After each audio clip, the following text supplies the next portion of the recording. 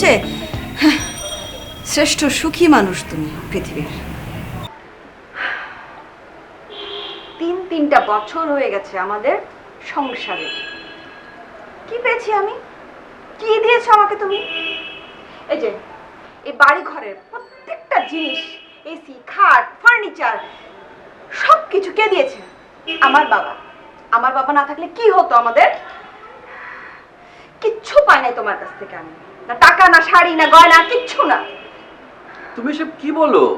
তুমি আমার মতো একটা মানুষকে স্বামী হিসাবে পেয়েছো, এর চেয়ে আর বেশি কি তুমি চাও? হ্যাঁ, যে কিনা কিছুদিনের মধ্যেই পৃথিবীর সবচেয়ে বড় ধনী প্রয়ত্নে পরিণত হবে, তুমি তাকে বিয়ে করেছো।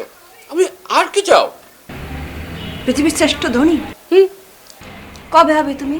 খুব শীঘ্রই, তুমি দেখে নিও। তাই না? আমি কিছু করতে পারিনি শুধুমাত্র তোমার বাবার কারণে। আমার বাবা? আমার বাবা কেন? কারণ তোমার বাবার উচিত ছিল তোমাকে বিয়ে করার পরে আমাকে তার চেয়ারটা দেওয়া, তার বিজনেসটা আমাকে দেওয়া, তার ব্যাংক ব্যালেন্স, সহায় সম্পত্তি সবকিছু আমার নামে লিখে দেওয়া, কারণ আমি তার একমাত্র কন্যার জামাই। কিন্তু সে যেমন হাইটে ছোট, তার মনটাও তেমনই ছোট। সে আমাকে কিছুই দেয়নি। কি দিয়েছে?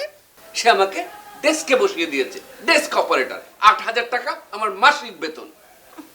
আর কিচ্ছু পাওয়ার যোগ্যতা তোমার নেই। যা পেয়েছো ওটুকুই যথেষ্ট। বেশি পেয়ে গেছো তুমি। নিজের যোগ্যতা এখন কিছু করো। হ্যাঁ, এর বেশি কিছু চেও না।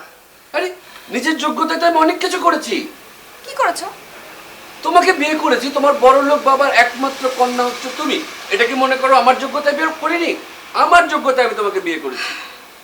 আমাকে কিভাবে বিয়ে করেছো সেটা সবাই জানে, কিন্তু হ্যাঁ, বাটপাড়ি ছাড়া তো আমার মতো মেয়ে তোমার বাড়ির বউ হয়ে আসার কথা না।